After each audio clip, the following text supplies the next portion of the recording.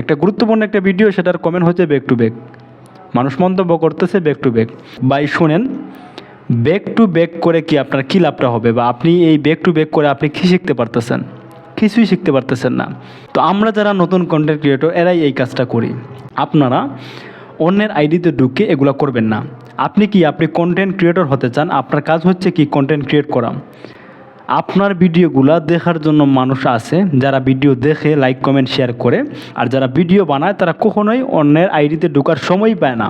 আপনি এসব back to back না করে আপনি আপনার কন্টেন্ট ক্রিয়েট করে যান, ইনশাল্লাহ আপনার সফলতা আসবে, আপনার ভিডিওতে ভিউ আসবে, আপনার পেজ বড় হবে। প্রত্যেকটা কন্টেন্ট ক্রিয়েটরই শূন্য থেকে শুরু করেছে, আপনিও শূন্য থেকে শুরু করেন।